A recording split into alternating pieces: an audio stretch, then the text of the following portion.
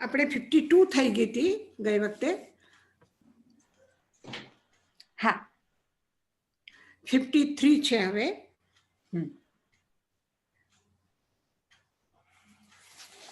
નમો અરહંતાણમ નમો સિદ્ધાણમ નમો આયર્યાણમ નમો વજ્જાયાણમ નમો લોએ સર્વસાભૂનમ એસો પંચનમોકારો સર્વપાવપણાસનો મંગલાનંદ સૌદેશિમ પરમં હવૈ મંગલમ પરમં હવૈ મંગલમ. 53 સુક્તિ છે.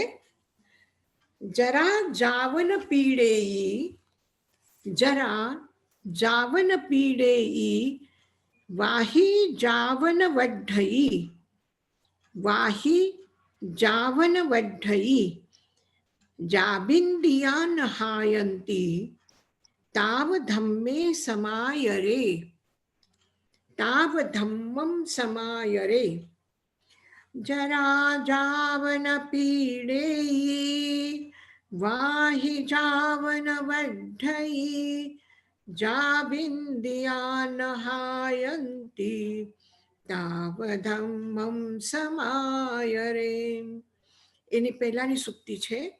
બલમ થામમ ચ પેહાયે સદ્ધામારુગમપણો ખેતમ કાલમ ચ વિન્નાય તહ પાણમ નિજુંજયે.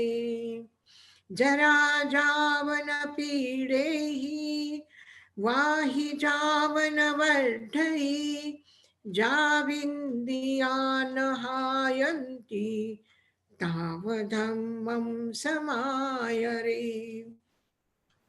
જ્યારે કીધું કે તમે તમારું બલ, સામર્થ્ય, ઈચ્છા શક્તિ એ બધું જોઈને, તમારી શ્રદ્ધા, સ્વાસ્થ્ય એ બધું વિચારીને, ક્ષેત્ર કાલ જાણીને તહ પાનમ નિજુંજય એના પછી તમે સાધનાના માર્ગ ઉપર પોતાને નિયોજિત કરો.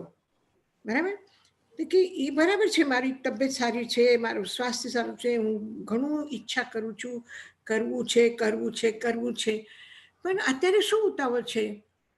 સમય થોડું નીકળી જાય, થોડું પસાર થઈ જાય પછી કરશું પાછળની ઉંમરમાં. તો કે ના, એમ ન વિચારો. આજે બરાબર યોગ્ય છે તો આજે જ કરો. સમય વચમાં કાઢો નહીં ફાલતુમાં. કારણ જરા જાવન પીડેયી, પીડેયી એટલે પીડિત નથી થતા. શેનાથી પીડિત ન થા? જાવ જ્યાં સુધી વૃદ્ધાવસ્થાથી પીડિત નથી થતા. એટલે વૃદ્ધાવસ્થા આવશે પછી એટલી ચાલવાની શક્તિ નહીં રહે, એટલું કામ કરવાની શક્તિ નહીં રહે, એટલું મનોબળ ટકી ન શકે. તો એવી સ્થિતિ આવે, અથવા શબ્દના ઉચ્ચારણ ઠીકથી કરી નથી શકતા, જલ્દી કોઈ વાતને પકડી નથી શકતા, યાદ નથી રહેતું, જે મોટી ઉંમરની સમસ્યાઓ છે એ બધી ભલે ને સ્વસ્થ હોય તો પણ સમસ્યા તો છે જ. કે જે યુવાવસ્થામાં કે નાની ઉંમરમાં થાય એ મોટી ઉંમરમાં નહીં થાય. તો જરા જાવન પીડેયી, જ્યાં સુધી વૃદ્ધાવસ્થાથી પીડિત નથી થતા.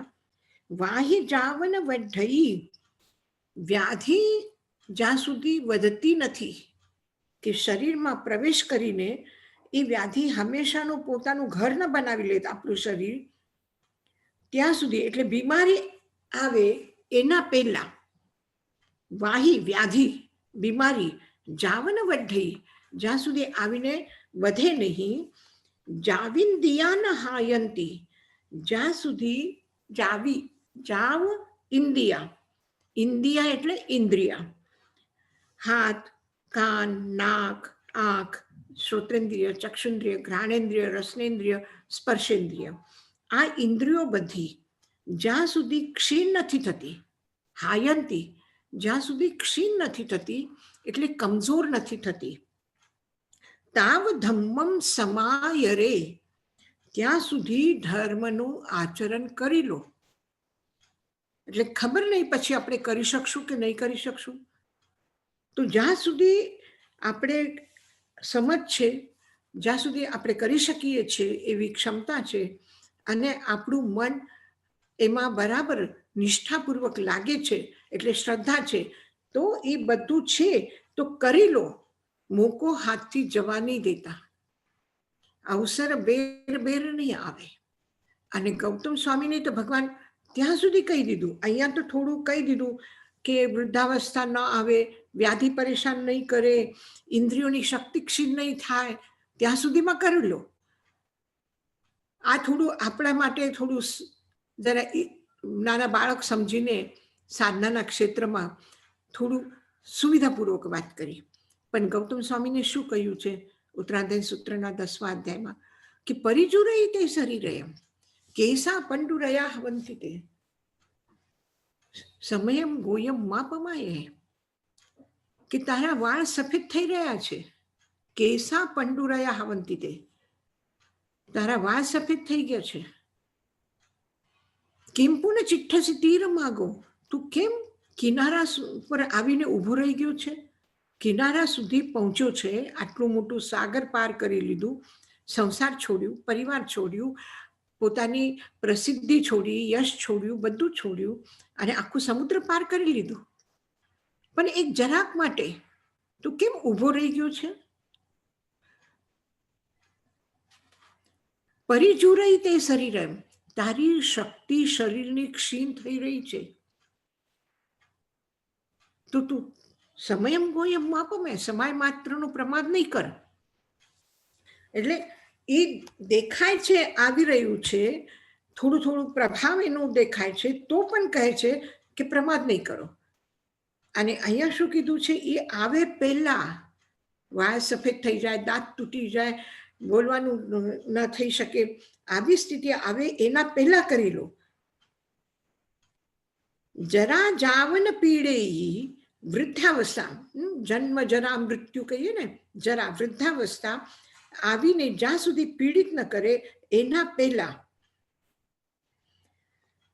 વાહી જાવન વઢઈ, વ્યાધિ બીમારીઓ જ્યાં સુધી આવે નહીં ત્યાં સુધીમાં જાવિંદિયા નહાયંતી, ઇન્દ્રિયોની શક્તિ ક્ષીણ થાય એના પહેલા તાવ ધમ્મમ સમાય રે, તો ત્યાં સુધીમાં ધર્મની સમ્યક આરાધના કરી લો. એટલે સમયની રાહ નહીં જોતા કે અત્યારે તો તાકાત છે, આ છે, કમાવી લઈએ, ખાઈ લઈએ, મોજ મસ્તી કરી લઈએ, પછી જોશું. અરે આ ઉંમર છે કઈ ધર્મ કરવાની, તો ઉંમરનું કાંઈ નથી. અતિમુક્ત કુમારની શું ઉંમર હતી? ભગવાન કીધું કે અત્યારે શું તારી ઉંમર છે, જ્યાં સંસાર કરીને પછી આવ. મેઘ કુમારની શું ઉંમર હતી? ઉંમર સાથે કાંઈ નથી. અને ઉંમર તો ગૌતમ સ્વામીની પણ એ છે, મહાવીર કરતા ઉંમરમાં મોટા છે ગૌતમ સ્વામી. એટલે આયુષ્યમાં ગૌતમ સ્વામી મોટા છે મહાવીર કરતા, તો પણ એમને કહે છે કે સમયમ ગોયમ માપમાયે. એટલે શરીરની શક્તિનો કે એના કોઈ બંધન નથી, તો પણ જ્યાં સુધી આપણે પરેશાન ન થઈએ, સમય નીકળી ન જાય હાથમાંથી, પછી બહાના કરવા માટે કોઈ ને કોઈ નિમિત્ત મળશે, અટકાવવા માટે, સાધનામાં ન કરવા માટે ઘણા બધા બહાના મળી જશે. તો એ બધા બહાના આવે ત્યાં સુધીમાં આ કરી લો. જરા જાવન પીડે વાહી જાવન વઢઈ જાવિંદિયા નહાયંતી તાવ ધમ્મમ સમાય રે. એક વખત એક કોઈ ફંક્શન હતું અને બધા જ લોકો કામ કરતા હતા. જેવી રીતે વિરાયતનમાં કોઈ ઉત્સવ હોય તો બધા કામ કરે ને, ત્યાં બધા સંઘમાં બધા લોકો કામ કરતા હતા. એક વ્યક્તિ ઝાડના નીચે ત્યાં બેઠો હતો. તો બુદ્ધ એની પાસે ગયા, એની પાસે જઈને પૂછ્યું કે અરે આ જે ઉત્સવ છે, બધા કામ કરે છે, કોઈ રસોઈનું કામ કરે છે, કોઈ લોકોની વ્યવસ્થાનું કામ કરે છે, કોઈ લોકો પ્રોગ્રામની તૈયારી કરી રહ્યા છે, તું કેમ આમ જા બધાની સાથે મળીને કામ કર, મજા આવશે તને. તો કે ના, મને બહુ ભૂખ લાગી છે. તો ભૂખે પેટે કંઈ કામ થાય? તો બુદ્ધને દયા આવી. એને જઈને કિચનમાં કીધું કે આ એને જમાડી દો, આ બહુ ભૂખો છે. તો બધા લોકો કીધું ના, આ બધી રસોઈ તૈયાર થઈ જશે, પછી પહેલાં તમે વાપરશો, તમે ભોજન કરી લેશો, સાધુ સંઘ બધા ભોજન કરશે, પછી અમારો વારો છે, પછી અમે લોકો કરશું, ત્યારે એને ભોજન કરાવી દઈશું. બુદ્ધ કે ના, કે આ માણસ છે, ભૂખો છે, એને કરાવી દો, એને ભૂખ લાગી છે, કંઈ વાંધો નહીં, આપણે પછી કરશું, એને પહેલાં કરાવી દો. હવે બુદ્ધ કહી દીધું એટલે ના તો ન પડાય ને, તો એને જમાડી દીધું સરખી રીતે. તો પણ પછી થોડી વાર પછી બુદ્ધ જુએ છે તો એ એમને બેઠો છે. પાછા બુદ્ધ એના પાસે ગયા. એને કીધું, કેમ તું પેટ ભરીને ખાધું, તને જમવાનું બરાબર ફાવ્યું, તું જમી લીધું બરાબર? કે હા, કે બહુ સરસ ખાવાનું હતું, બહુ ખાધું મેં, બહુ ભૂખ લાગી હતી ને તો વધારે પડતું ખવાઈ ગયું. તો કે હવે કામ કરી લે, પછી જા બધા સાથે. તું એકલો એક બાજુમાં બેસે તો તને પ્રોગ્રામની એની આયોજનની મજા શું આવશે? બધાના સાથે આવા પ્રસંગે તો મળીને રહેવું જોઈએ, તો જ મજા આવે ને.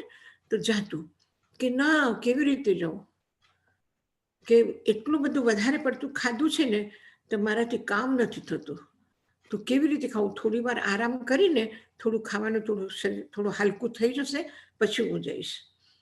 જ્યારે ભૂખા છે ત્યારે કામ નથી થતું, પેટ ભરીને ખાધું છે તો કામ નથી થતું. એ બહાના છે, બહુ પ્રમાદી છે આ મન.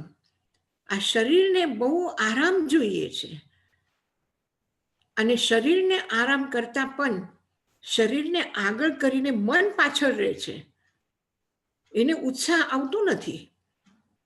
એટલે કીધું કે આ બધી એવી અવસ્થા આવે કે જ્યાં ઉત્સાહ ખતમ થઈ જાય.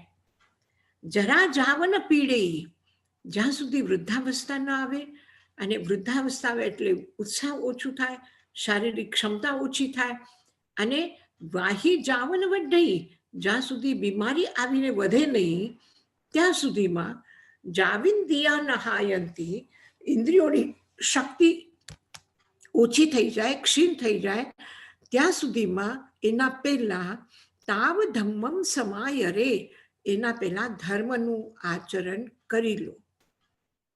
બાકી બધા કોઈ પણ એમાં એમ ન વિચારીએ કે આજે ને કાલે કરશું, એમ નથી વિચારતા કે આ ઉંમર નથી કરવાની. પણ ધર્મનું કંઈ કરવું હોય તો પછી બધા જ બહાના આવે કે અત્યારે નહીં કરવાનું, અત્યારે ભણવાનો ટાઈમ છે, અત્યારે બિઝનેસ કરવું જોઈએ, ઘર સાચવવું જોઈએ, જવાબદારીઓ બધી પૂરી કરવી જોઈએ, ગમે તેટલા બહાના નીકળી આવે છે જેને ન કરવું હોય એના માટે.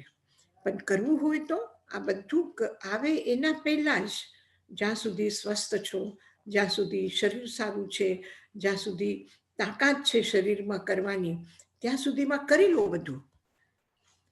આગળની સુક્તિ છે, જરા જાવન પીડેઈ વાહી જાવન વઢઈ, જાવિંદિયા નહાયંતી તાવ ધમ્મે સમાય રે. એના પછી આગળની સુક્તિ છે, અને આ બધું ધર્મનું આચરણ કરવાનું, શારીરિક શક્તિ, વૃદ્ધાવસ્થા, આ તો બધા શરીરના કારણ છે, પણ અંતરંગ કારણ શું છે? તો કે જે કોહમ માનમ ચ માયમ ચ લોભમ ચ પાવ વઢ્ઢનમ વમે ચત્તારી દોષેવું ઈચ્છંતો હિયમ અપ્પનો. પોતાનું અપ્પનો, પોતાનું હિયમ ઈચ્છંતો, પોતાનું જે હિત ઈચ્છતા હોય, જે પોતાનું હિત કરવા માંગે છે, એ લોકોને શું કરવું જોઈએ?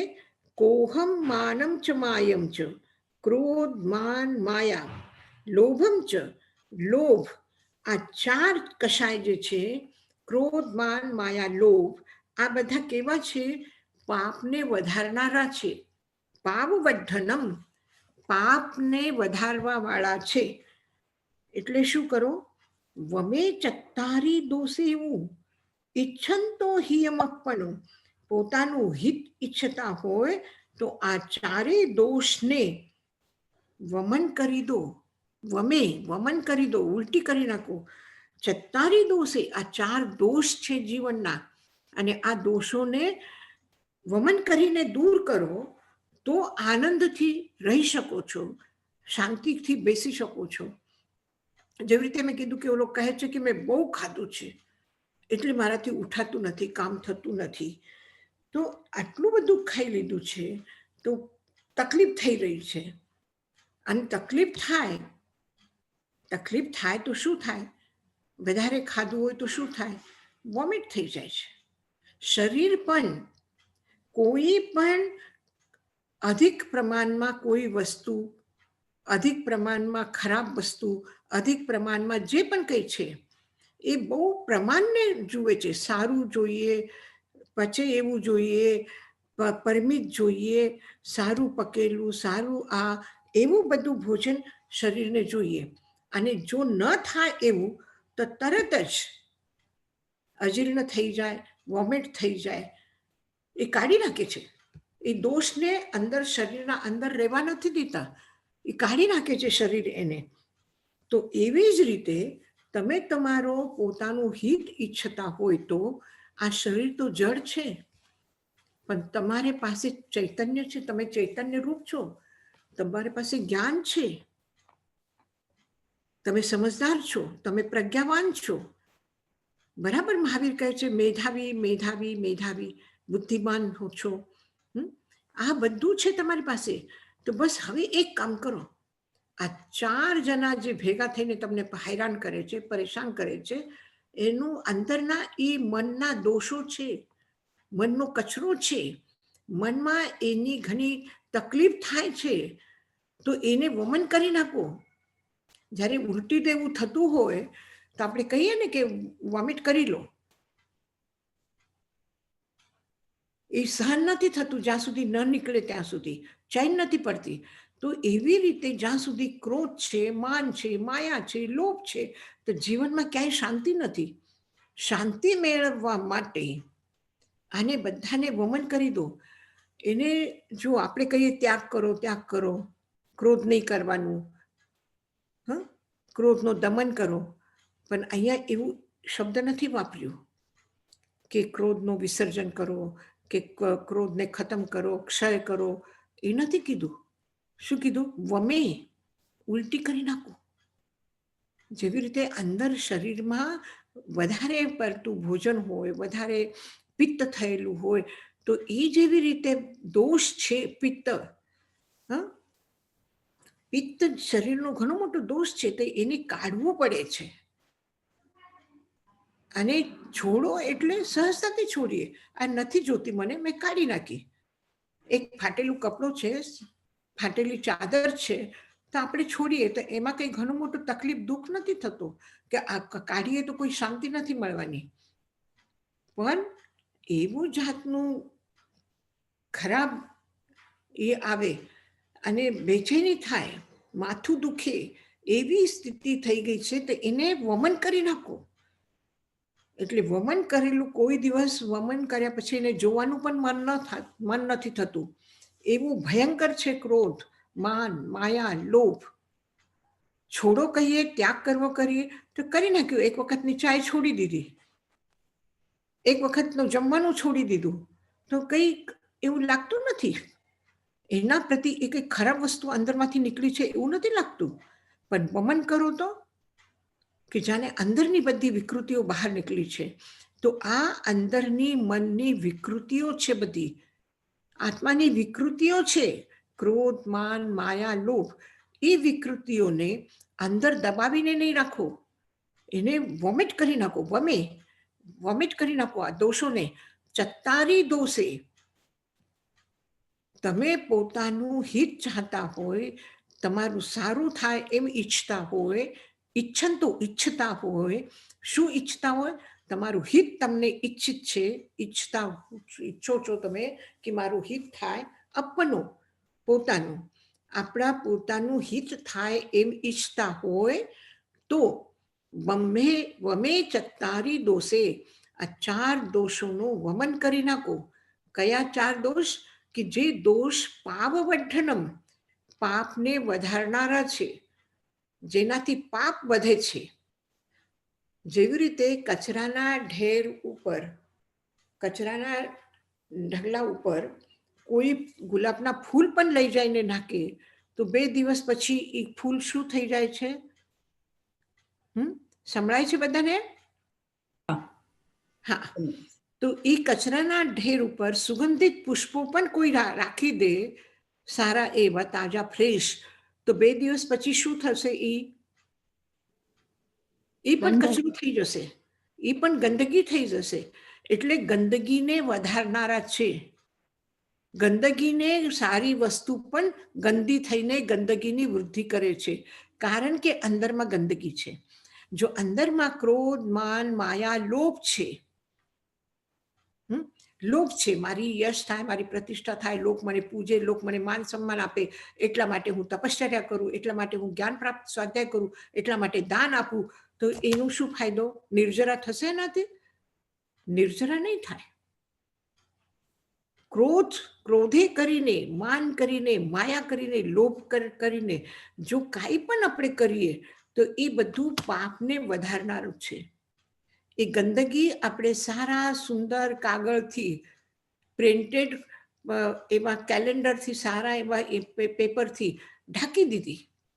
પણ ઢાંકવાથી શું થશે? આ એકાદ દિવસ માટે સારું લાગશે કે ઢંકાઈને રહી ગયું, કોઈને ખબર ન પડી કે આપણે ક્રોધી છે, કે આપણે અહંકારી છે, કે આપણે માયાવી છે, કે આપણે લોભી છે, કોઈને ખબર ન પડી, ઢાંકી દીધું.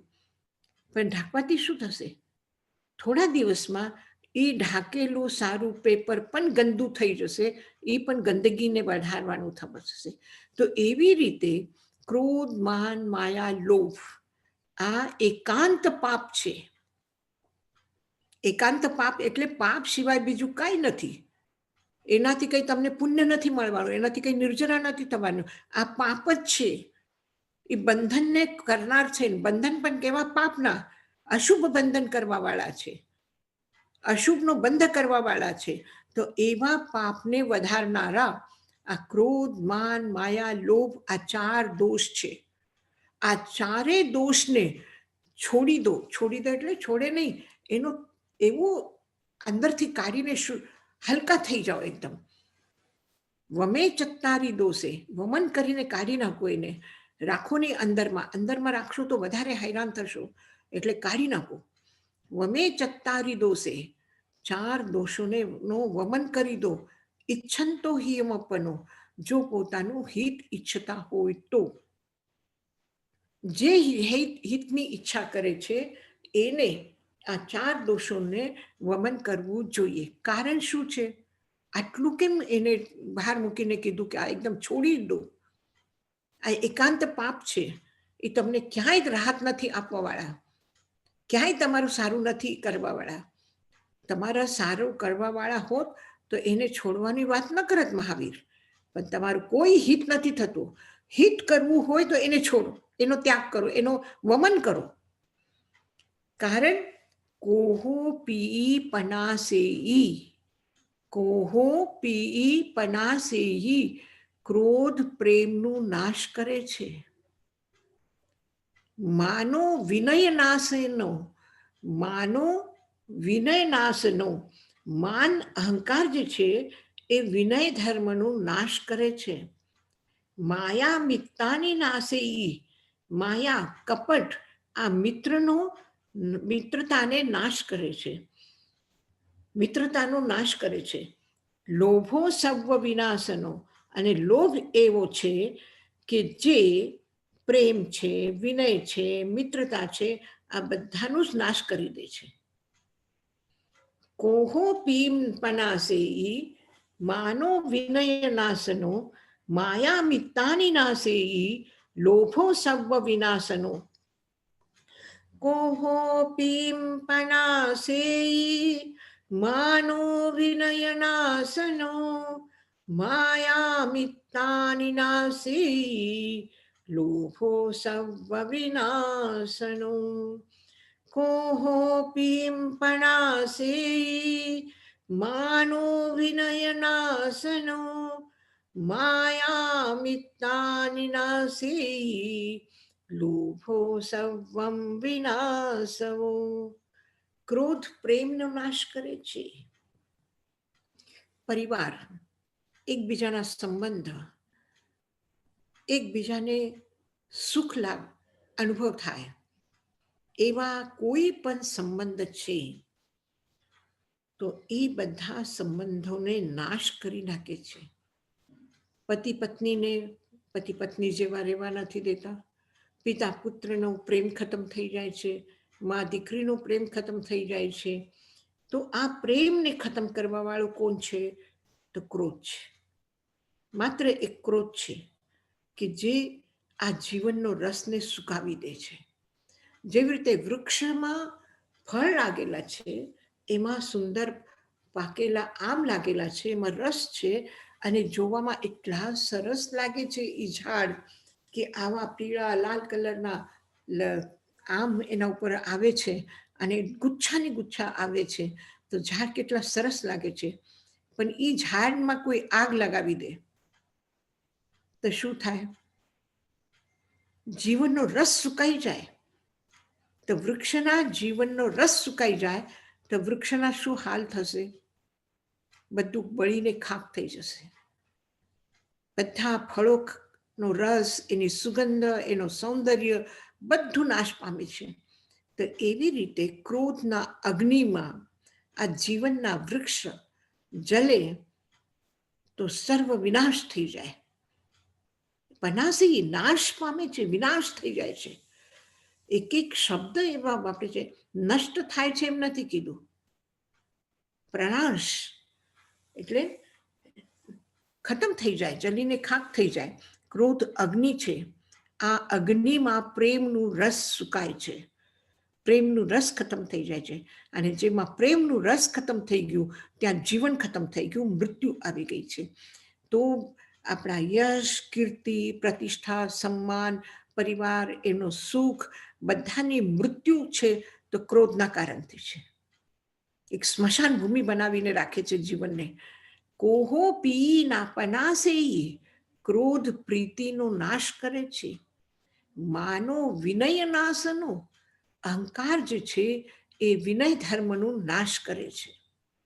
એટલે વિનયનો નાશ એટલે બધું નાશ. પછી મોક્ષની કે સામાયિકની સમત્વ ભાવની શું આપણે ઈચ્છા કરી શકીએ? અહંકાર જે છે એટલું ભયંકર છે કે એ વિનય ધર્મનો નાશ કરે છે. અને વિનય ધર્મનો નાશ એટલે મોક્ષ માર્ગનો નાશ થઈ જાય, એટલે સુખનો માર્ગ ખતમ થઈ જાય છે. માયા મિત્તાની નાશી, માયા મિત્રતાનો નાશ કરે છે. જ્યારે ભગવાન મહાવીર કહે છે કે મેત્તિમ ભૂયેસુ કપ્પયે, એક નાનું સૂત્ર ઉત્તરાધ્યાય સૂત્રનો એટલું પણ યાદ રહી જાય તો બસ આપણે ધર્મ પામી ગયા, આપણું જીવન સાર્થક થઈ ગયું. માયા મિત્તાની નાશી, કપટ ધૂર્તતા મિત્રતાને નાશ કરે છે. લોભો સર્વ વિનાશનો, લોભ તો બધાનું જ નાશ કરી નાખે છે. પ્રેમનું, વિનય ધર્મનું, મિત્રતાનું બધાનો નાશ કરવા વાળો છે લોભ. લોભ આવ્યો એટલે સ્વાર્થ આવ્યો, અને સ્વાર્થ આવ્યું એટલે પરમાર્થ ખતમ થઈ ગયું. પરમાર્થ ખતમ થઈ ગયું તો કોઈની દયા નહીં, કોઈનો કરુણા નહીં, કોઈને કાંઈ નહીં. એટલું બધું ખજાનું ભરેલું છે પણ ન પોતા માટે કંઈ સરખું ખાય છે, ન બીજા માટે કોઈ કંઈ સરખું કરે છે. કોઈને ખાતા જોઈને જીવ બળે છે કે આટલું કેમ મોંઘું મોંઘું ખાય છે, આટલા ખર્ચા શું કામ કરે છે? અરે ભાઈ, એ ખર્ચા કરે છે તો તારું શું થાય છે? તું કંઈ કમાવીને આપે છે એને? તારું ઘરનું કંઈ લઈ જાય છે કોઈ? પણ બીજાને ખાતા જોઈને સુખ નથી. કોઈને સુખી જોઈને સુખનો અનુભવ નથી થતું. જો કોઈના સુખમાં સુખી ન થયા તો જીવનની વિશુદ્ધિ ક્યાં રહી? જીવનને નરક થતા વાર શું લાગે? તો લોભમાં બધાનું જ વિનાશ થાય છે. ન તો વિનય ધર્મ રહે છે, ન પ્રેમ રહે છે, ન મિત્રતા રહે છે. એટલે મૌલિક ગુણોનું, આત્માના સ્વરૂપનો નાશ કરવા વાળો એક લોભ છે. અને 12મા ગુણસ્થાનમાં પણ ત્યાંથી પણ જીવ જે નીચે આવે છે તો એનું કેવલ જ્ઞાન પ્રાપ્ત ન કરીને આટલું નજદીક આવ્યું છે કેવલ જ્ઞાન, પણ ત્યાંથી પણ પગ લપસીને પડ્યું અને નીચે આવી ગયા. આ શેના કયા કીચડ ઉપરથી પગ લપસે છે? શું ચીકણુંપણું છે ત્યાં કે એવું લપસી જાય છે પગ? તો કે લોભ છે, સ્વંજલન લોભ. સ્વંજલન લોભ એટલે ઘણું સૂક્ષ્મ લોભ છે, ઘણું નાનું રૂપ છે લોભનું.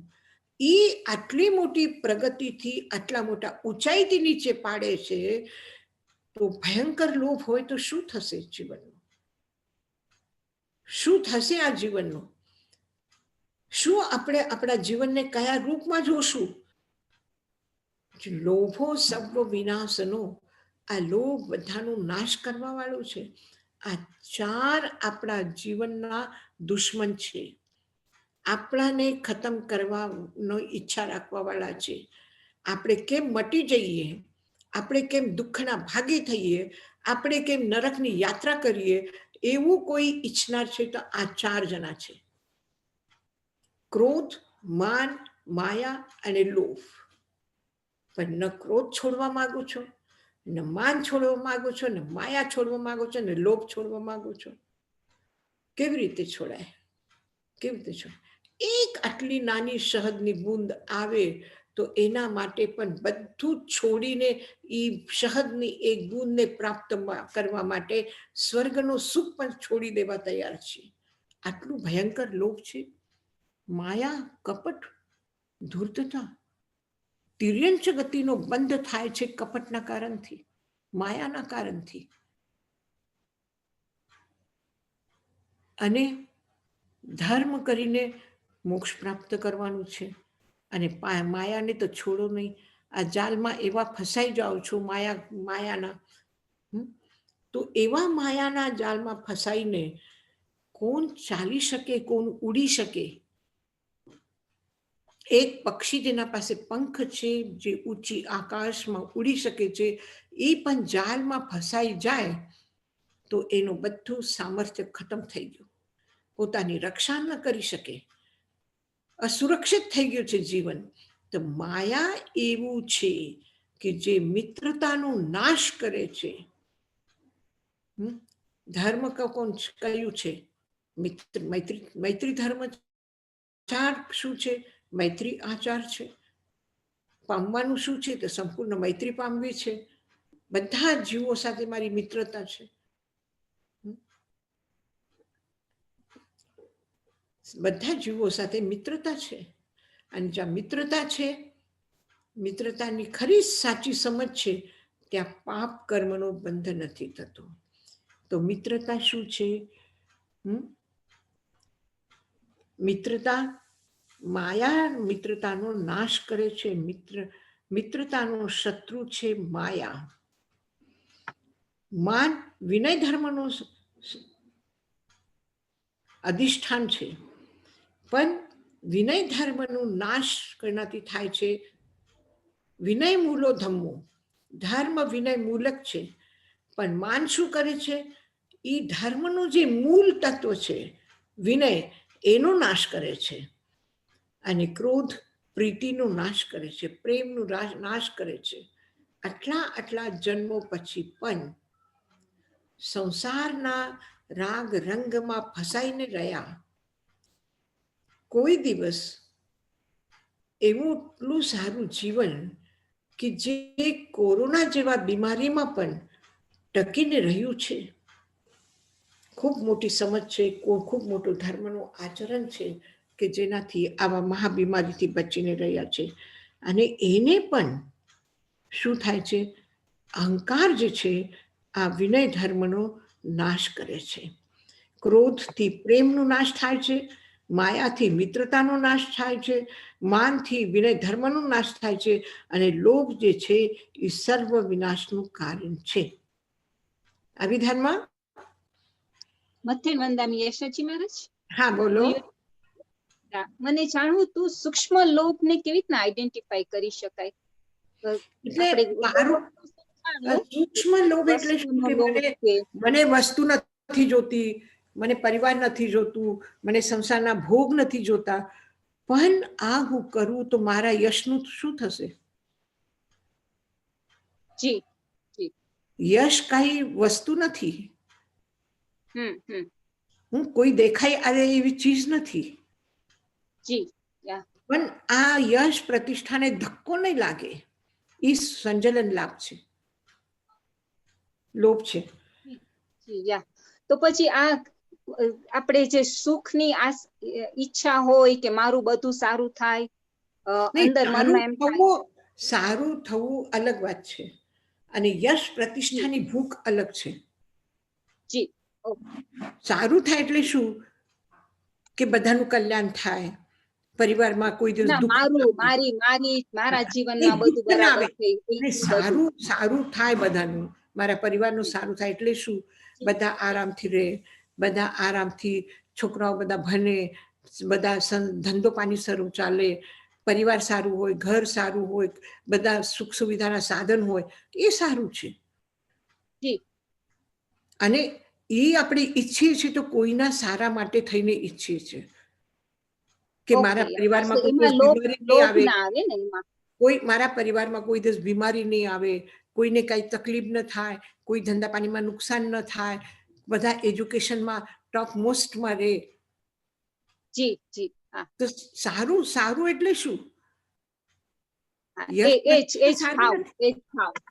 યશનો ભાવ નથી, ખાલી યશનો ભાવ નથી, પણ જ્યાં ખાલી યશનું છે કે મારું યશ, મારી નામના, મારું નામ બોલાય, એટલે મારું નામ રહેવા માટે હું મારા પ્રિય બીજા વ્યક્તિના નામને પણ મટાડવાની કોશિશ કરું.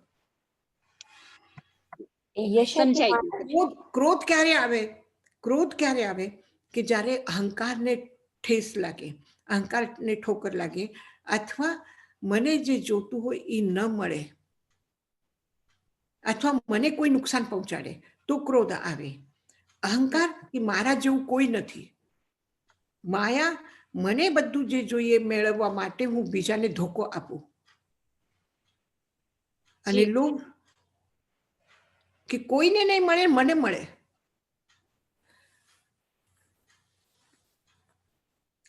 સમજાઈ ગયું. થેન્ક યુ યશાજી મહારાજ. યશાજી મહારાજ, યશનો જરાક વધારે સમજાવો તો. કોમ્પિટિટિવનેસ કે શું, યશને શું કહેવાય? યશ એક એવી વસ્તુ કે પદાર્થ નથી કે જેને આપણે સમજી શકીએ. યશ શું છે કે મારી ઇજ્જત, મારું નામ બધી જગ્યાએ રહેવું જોઈએ. જો હું જરાક પણ કંઈક થોડી ભૂલ કરું તો મારે યશનું શું થશે, લોકો મને શું કહેશે? હા બસ, ઓકે, સમજી ગઈ. અને કાંઈ ન કર્યા વગર બધા મને માને. હા હા, સમજી ગઈ. Thank you. યશાજી મહારાજ. હા બોલો.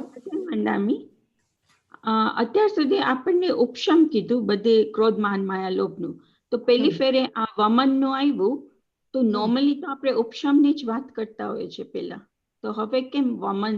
એટલે વમન તો સારું જ છે પણ ના, વમન સારું નથી. એટલે વમન કરવું, આ ક્રોધ માન વમન કરવું એટલે કાઢી નાખવું અંદરથી. આપણે ઉલટી કરીએ ને, વોમિટ થાય ને, તો વોમિટ થાય એટલે શું થાય? અંદર કઈ ગડબડી છે, અંદર કઈ વિકૃતિ છે, અને જેના લીધે બેચેની છે. જ્યારે પિત્ત વધી જાય તો પિત્ત વધે એટલે શું થાય? જલન થાય, માથું દુખે, ચૈન નથી પડતું, કઈ સમજમાં નથી આવતું, કોઈ બોલે એ ગમે નહીં, કઈ સાંભળવું ગમે નહીં, સખત માથું દુખે. ત્યારે શું થાય?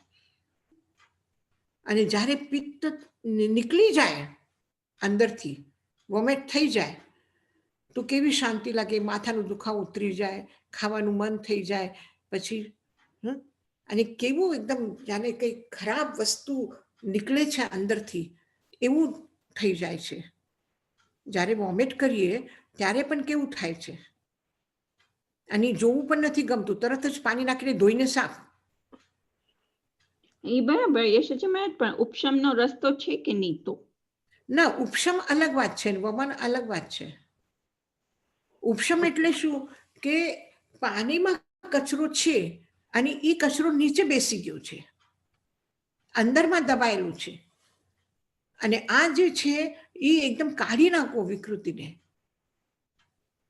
હા યશજી મેમ, થેન્ક યુ. એટલું તીવ્ર છે એ કે એ દબાતું નથી, ઉપશમ થઈ નથી શકતો એનો. એ દબાતું નથી, બહાર નીકળવા માંગે છે. અને ઘણાઓ તો પછી એવું કરે કે એવું કંઈ વધારે પાણી પી લે કે જેનાથી વોમિટ થઈ જાય, અથવા જબરદસ્તી વોમિટ કરવાની કોશિશ કરે, કારણ કે એને ચૈન નથી પડતું કે નીકળી જાય તો સારું. તો યશાજી મહારાજ, આમાં એ લોકો અનંતાનું બંધે ક્રોધ માન માયા લોભની વાત કરે છે? બધા જ બધું બધુંય? ઓકે. વમે ચત્તારી દોષેવું એટલે એનું વિકૃતિનો કોઈ પણ ભાગ અંદર રહેવા નહીં દો. અંદર રહેવા દેશો તો એ વધારે કરશે.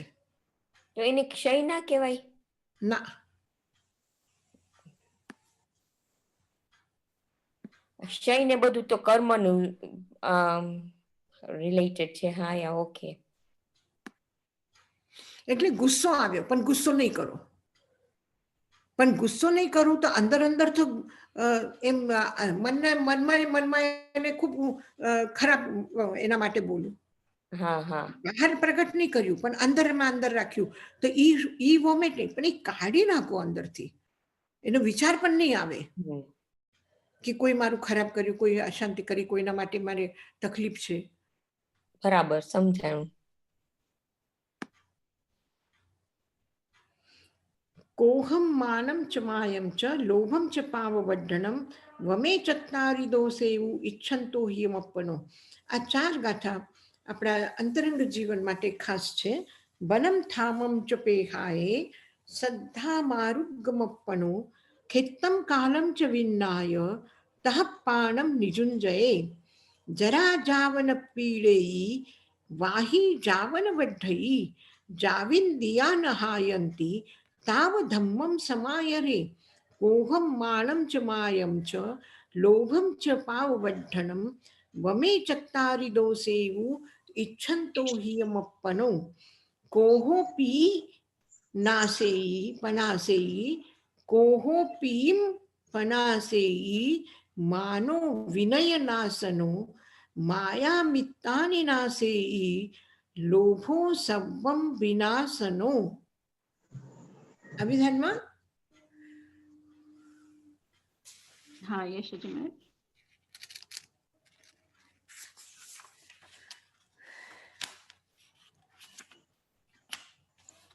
હવે આ ચારને કેવી રીતે કરવા, શું કરીએ કે એ ચારેનો અસ્તિત્વ નહીં રહે જીવનમાં. ઉવસમેન હને કોએ ઉવસમેન હને કોહમ માનમ મદ્દવયાજિને માયમ અજ્જવ ભાવેન લોભમ સંતોષવો જીને. જીને જીતના ચાહીએ, એને જીતવું છે. કેવી રીતે જીતવાનું એને? ઉવસમેન હને કોહમ, ઉપશમ ભાવથી ક્રોધનો હનન કરો. માનમ મદ્દવયાજીને, માર્દવતાથી, મૃદુતાથી, નમ્રતાથી માનને જીતો. માયા મજ્જવ ભાવેન, માયા સરળતાથી જીવો, જીતી લો. માયાને જીતવું હોય તો એકદમ સીધા સરળ થઈ જાઓ. લોભમ સંતોષવો જીનો, और લોભને જીતવું છે તો સંતોષ ધારણ કરો. ઉવસમેન હને કોહમ માનમ મદ્દવયાજિને માય મજ્જવ ભાવેન લોભમ સંતોષવો જીને. ક્રોધને ઉપશમથી શાંત કરો. માનને નમ્રતાથી જીતો. માયાને અર્જવ ભાવથી, કોમલતા, સરળતાથી જીતો. લોભમ સંતોષવો જીને, અને લોભને સંતોષથી જીતો. જેવી રીતે એને કહ્યું ને કે ક્રોધ પ્રેમનો નાશ કરે છે, તો ક્રોધનો ઉપશમ કરશો તો શું આવશે? કરુણા ભાવ જાગશે, પ્રેમ જાગશે. માનો વિનય નાશનો, માન વિનયનો નાશ કરે છે. તો માનને જો જીતવું હોય તો યુદ્ધમાં કોણ છે, કોણ કોનો નાશ કરે છે? આજ આપણે સંસારી છે, આ જીવનમાં જીવી રહ્યા છે, તો આપણા એમાં વિનય ધર્મનો નાશ કોણ કરે છે? તો માન કરે છે. અને માનને જીતવું હોય તો એ બે જણા શત્રુ છે. વિનય ધર્મનો શત્રુ છે અહંકાર. તો શત્રુને જીતવા માટે શું કરવું પડશે? વિનયને શક્તિશાળી બનાવવું પડશે, નમ્રતાને શક્તિશાળી બનાવવું પડશે. એટલે શું? મદ્દવયાજીને, મદ્દવતા એટલે નમ્રતાથી, વિનમ્ર થઈને માનને જીતો.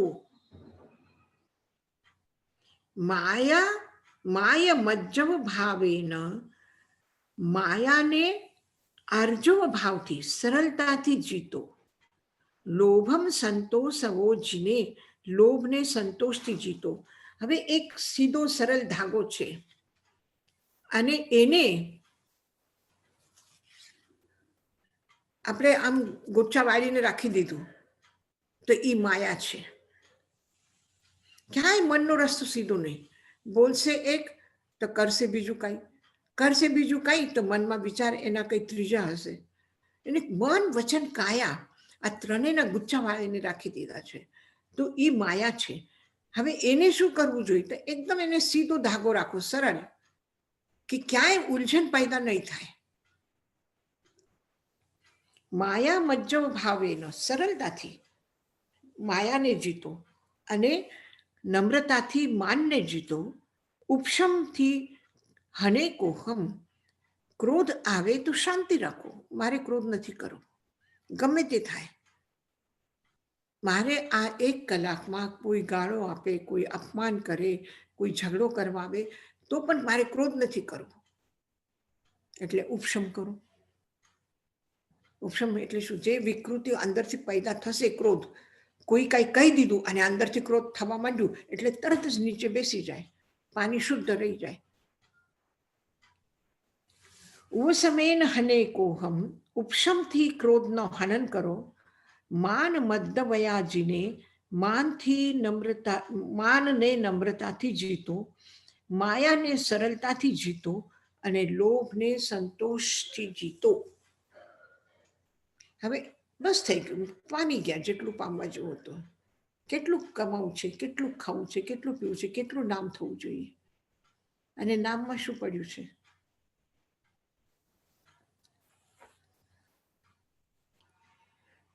આ વિધાનમાં કોઈને કઈ પૂછવું છે? કોઈના પ્રશ્ન છે?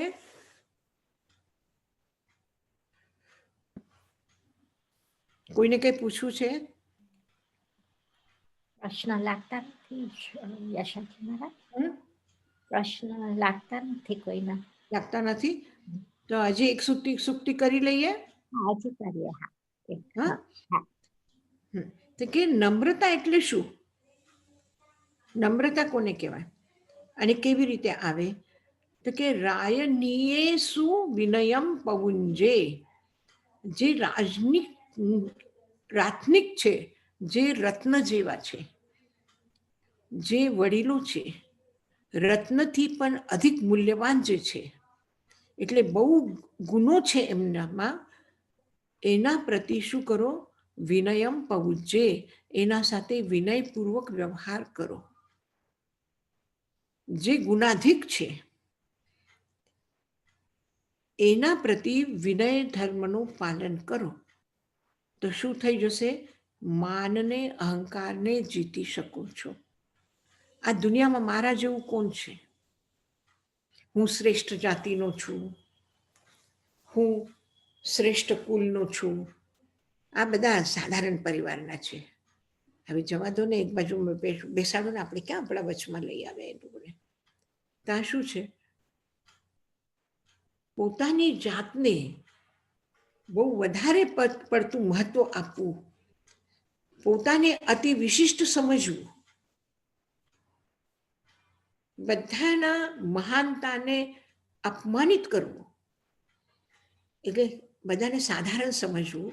એટલે એના આત્મિક ગુનો નથી, એમાં એ પ્રેમાળ નથી. આજે પુણ્યા શ્રાવક છે, પુણ્યા શ્રાવક કેવો છે? એકદમ સાધારણ માટીનું ઘર છે, ખાવા પીવાનું કંઈ સાધન નથી, કંઈ નથી, કેવું માણસ છે ને,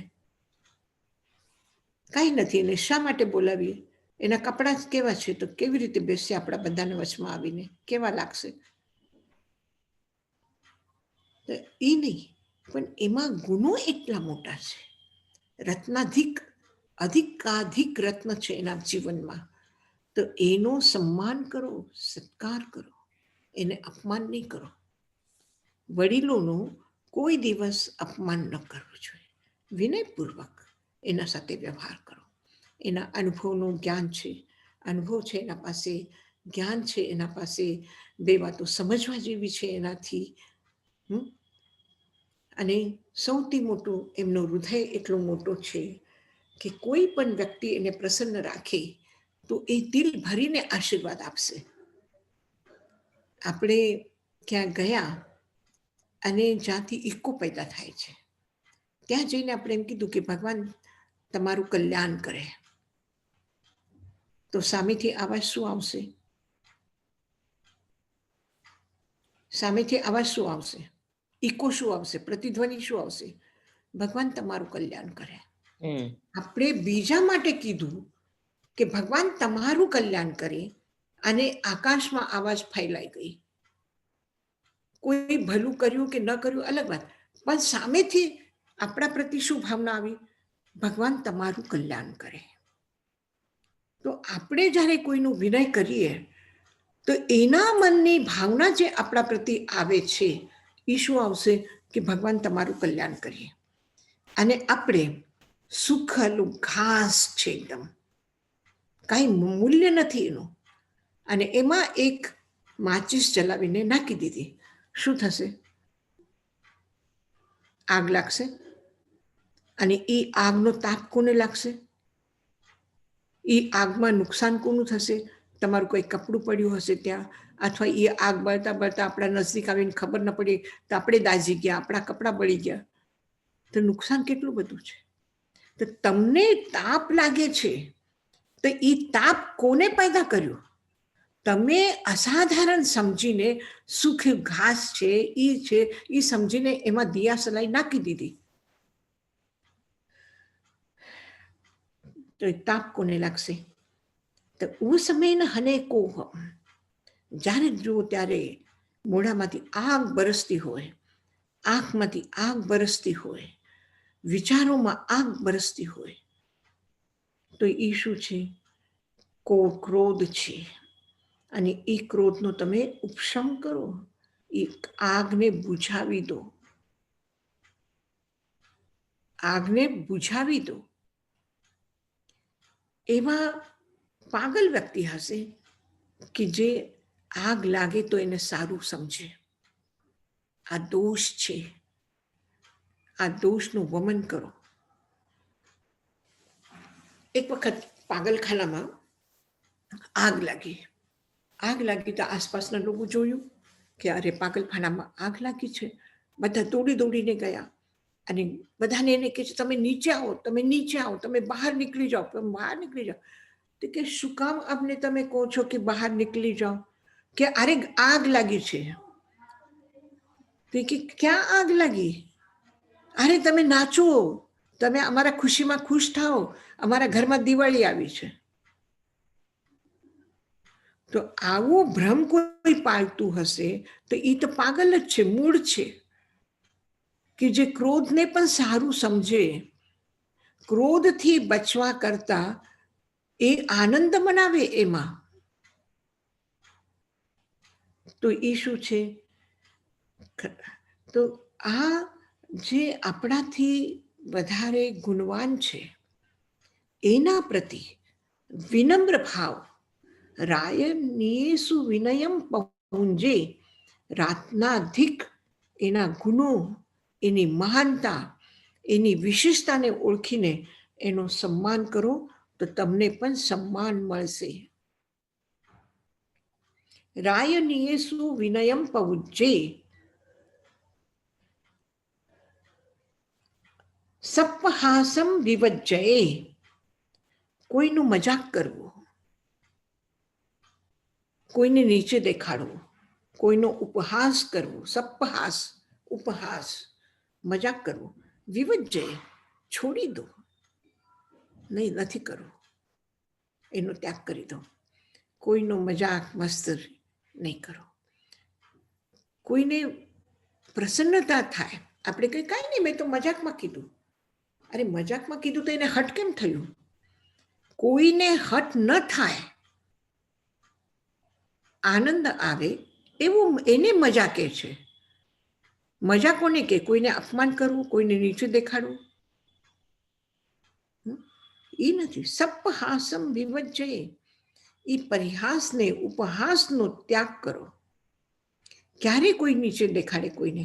કે પોતાને શ્રેષ્ઠ સમજે અને બીજાને હલકા સમજે, અહંકાર હોય, એ વ્યક્તિ બીજાનો ઉપહાસ કરે છે.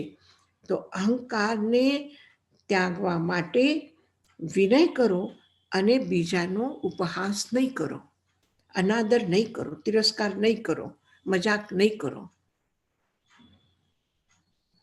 આપણે એમ સમજ્યું ઉપહાસ કર્યું. ઉપહાસ કર્યું એટલે ના, કોઈને આપણે એ કરે, નીચે દેખાડ્યું. એનો મતલબ શું? પોતાને બહુ વધારે પડતું મહત્વ આપ્યું. તો એ ખબર પડે કે આપણું અહંકાર છે, આપણું માન છે, એ ખબર પડે. બીજાની સેવા ન કરી તો હું કઈ નોકર છું. કોઈ વિનય ધર્મનું પાલન કરે અને કે આપણે કઈ નોકર છીએ, કોઈના ગુલામ છીએ, શું કામ કરવું જોઈએ? સૌ પોતપોતાનું લઈ લે, સૌ પોતપોતાનું કરી લે. હું શું કામ બધાને બોલાવા જાઉં? શું કામ બધાનું ધ્યાન રાખવું? એને ખબર નથી પડતી, એને ભૂખ લાગી છે તો આવશે જમવા, મારે બોલાવવાની શું જરૂરત? એટલે હળી મળીને એકબીજા સાથે પ્રેમથી રહેવાથી કેટલું આનંદ, કેટલું એકબીજાની કેર કરીએ, એકબીજાની ચિંતા કરીએ. નહીં, અહંકાર એવો છે કે કોઈના સાથે જોડવા માંગતા નથી, કોઈને દિલનો વિસ્તાર નથી કરવા માંગતા. એક પ્રકાશ છે, દીવો પ્રગટ્યો અને એના ઉપર એક ઢાંકણું મૂકી દીધું તો દીવો શું થઈ જાય? દીવાનો પ્રકાશ મળશે, પછી દીવો બુઝાઈ જાય, પ્રકાશ નહીં મળે, અંધારું મળશે. તો એવી જ રીતે બીજાના ગુણ ઢાંકવાની કોશિશ કરશું, એનો સન્માન નહીં કરીએ તો આપણા જીવનમાં અંધારું આવવાનું છે. એટલે સપહાસમ વિવજ્જયે, કોઈનો ઉપહાસ નહીં કરો. અને બહાર કોઈને ખબર નહીં પડે જલ્દી કે કોઈનું મજાક કર્યું છે, કે કોઈને સાધારણ સમજે છે, કે કોઈને આમ કરે છે.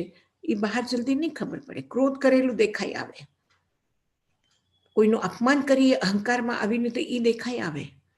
પણ કોઈનું મજાક કરીએ તો જેને મજાક કરવામાં આવે છે એ દુઃખી થાય છે, બાકી બીજામાં ફરક નથી પડતું, કોઈને ખબર નથી પડતી.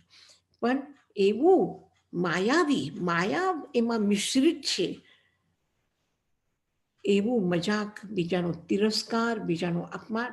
એટલે સપહાસમ વિવજ્જય, એમાં અહંકાર છે, માયા છે. અને આવા જે મિશ્રિત ભાવો છે, એના મિશ્રિત ભાવોથી સપહાસમ વિવજ્જય, એનાથી જે વ્યવહાર થાય છે એ ઉપહાસ છે. એ તમે નહીં કરો. આવી રીતે એકદમ સીધો સરળ જીવન હોય. બસ આપણે એટલું રાખીએ. હવે થોડું ભાષા ઉપર ગયું છે આગળનો સબ્જેક્ટ. હા, યશાજી મહારાજ. હા,